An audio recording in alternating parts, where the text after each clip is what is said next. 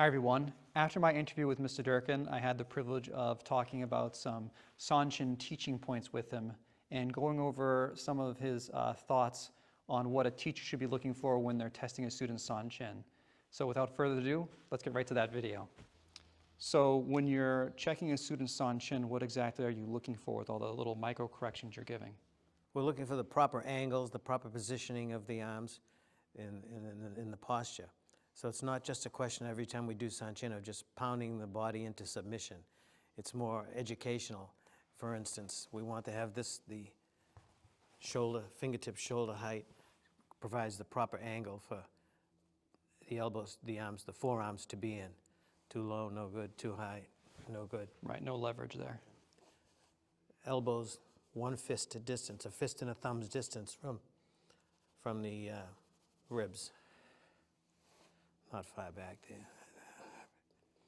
Thumbs tucked in just to this point. Too much thumbs in curves the fingers. Okay. You don't want that. Want straight, flat in for Sanchin. So I've seen some people teach Right. this way, but you don't I don't typically advocate teach that way. I don't advocate. Think, bend the thumb in, keep the thumb in right to that point. Making the student aware of what they should be aware of or what they should be focusing on, I think, is more critically important than just developing bad habits by overhitting someone. So the abs, the lats elongate through many years of doing Sanchin practice, protect the kidneys and the liver. And I was told by Uechi-Ryu, the hardest part of the body to focus is the side stomach right there. So we pull the lats down, abdominals come around here, lats pull down, and this area gets protected through a long time of study.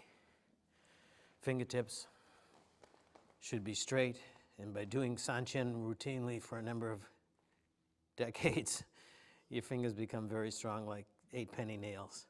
So the fingers shouldn't be curving in like this. The thing with Uechiryu is it just takes time. So it's up to a good teacher to keep it interesting, enjoyable, and have it fun while they're learning, because sometimes Sanchin can be so abstract that it doesn't make sense. Why am I doing this? I remember when I first started, so if I ever get into a fight, I'm not going to stand there like this and defend myself. Take it. Yeah. Everything that we do in Uechiryu, you've heard this till you're blue in the face, comes from Sanchin. And the longer you study, the more you'll see that's true. So I advocate making the student aware of body parts that should be focused, how we should move hard and soft, rather than just every Sanchin test being a struggle of survival.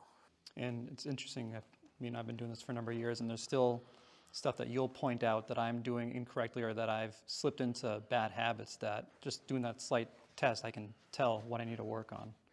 Yeah, it's funny. There's always something to work on. You know, your feet may be messed up or not the way you want them. You correct that, and the arms go. Mm-hmm. And the arms are in great position, but the fingers aren't straight. So it's an ongoing pursuit of trying to improve yourself on 3 levels. Physically, trying to improve yourself, make yourself more accurate, so that eventually we get so immersed in doing this technique that you can forget about technique and just be yourself. One of my favorite rules is learn the rules like a pro so you can bend them so you can break them like an artist. So we should be very exacting in our kata, precise, exact as possible. No changes, make it precise so that you can make it uniquely your own. The best expression is a natural expression. No two students are alike. Fastidiously learn the technique, the accuracy, the reasons why, so that you can totally forget about technique when you express yourself. And you have so many seniors that have been practicing 20, 30 plus years, and you can see that where they all have been doing it so long, they've had the same teacher, the same curriculum, but they are all so unique as martial artists and as fighters. Well, I think that's important, because every person is different. So be uniquely yourself. Natural expression is the best expression, but you can't have an effective natural expression if you don't have the fundamentals. So be exacting, precise, as you can possibly be, routinely, regularly, all the time, so that when it comes time to express yourself, you just do it in the most natural state, and you're not thinking about technique. Anyone can learn the movements. Anyone can learn the movements. But the gumption it takes, the confidence it takes, the belief in yourself it takes to really defend yourself, those are the things that take time. So anyone can learn the mechanics, but by doing it repeatedly over and over and over, not only doing it, but by studying it, you develop the confidence to be able to make it work. So for instance, on a right punch, just that's my arm in Sanchin, everything can come from that. But with our training, it's natural instinct versus conditioned response. If you're threatened, the natural instinct is to get shoulders high, shallow breathing. The conditioned response through many years of training would be just down and deal with it that way. Root yourself. Natural instinct we try and overcome versus conditioned response through many years of practice and training. You just get so comfortable in your ability to defend yourself that you have nothing to prove.